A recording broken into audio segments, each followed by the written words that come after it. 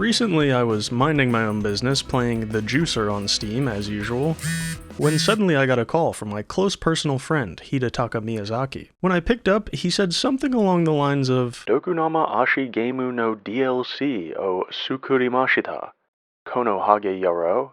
So naturally, since we've been friends since birth, I had to do him a favor, and I loaded up Elden Ring to check it out. I will come. What did I think of it? Was it good? Was it bad? Was it too hard? Was it too easy? Well, wouldn't you like to know, you sick little freak? Lucky for you, that's what we're talking about in today's installment of ApeVision. The Shadow of the Erdtree DLC, as you might expect, is very similar to the base game Elden Ring. This means that it comes with all of its positives, but also all of its negatives. Since I'm a day one From Software nutlicker though, let's start with the positives.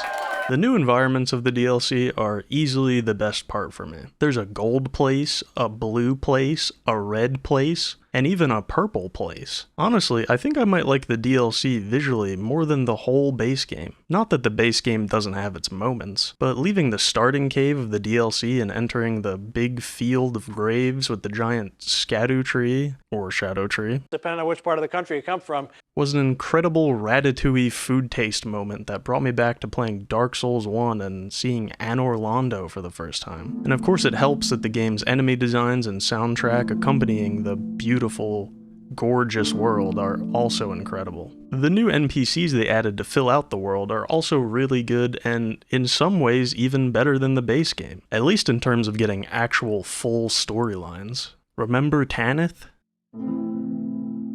Some say she's still scarfing snake penis to this day. They all also have different and interesting personalities, like the Gooner, the Edger, and even the Incel Freak. Where the DLC really lacks, in my opinion, is in the bosses department. And I don't mean the visual design of the bosses, because, don't get me wrong, I will gladly take all 18 inches of Mesmer.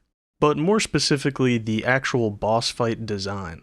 It mostly stems from problems I have with the base game as well, but the DLC takes those problems that I have and pushes it to a whole nother level. For example, several bosses just spam moves constantly, and they all track you, and a lot of the times they're just choreographed to the player really poorly. I'm not going to do a play-by-play analysis of me getting murdered 10,000 times by janky-ass attacks, but let's use Mesmer as an example.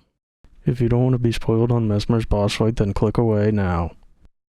Mesmer is very aggressive, which on its own wouldn't be a problem. There are plenty of aggressive bosses in Souls games. The parts that make me question my faith in my close personal friend Miyazaki are attacks like this, that like 3 other DLC bosses also do. Combos like this, because I don't know about you, but I can't see through fire. And whatever the fuck this janky-ass snake maneuver is supposed to be. I don't even know what the fuck I'm looking at. Now, Souls games are known for being janky and weird a lot of the time, but most other Souls games slow down the pace by like half of what we're dealing with here, so dealing with the jank is much more reasonable. In Elden Ring though, and especially the DLC, they basically crank it up to 2x speed, giving the bosses small punish windows and pushing all that jank even further to the front, and forcing the player to deal with it even more than they would already have to. Even all that said though, I think it doesn't hurt the DLC too much, and the bosses are still certainly killable despite being annoying and forcing you to change your gear a lot. And even if the final boss is basically a custom Mugen character that Miyazaki made himself just to fuck with everybody playing his game. So at the end of the day, I would say the pluses certainly outweigh the minuses.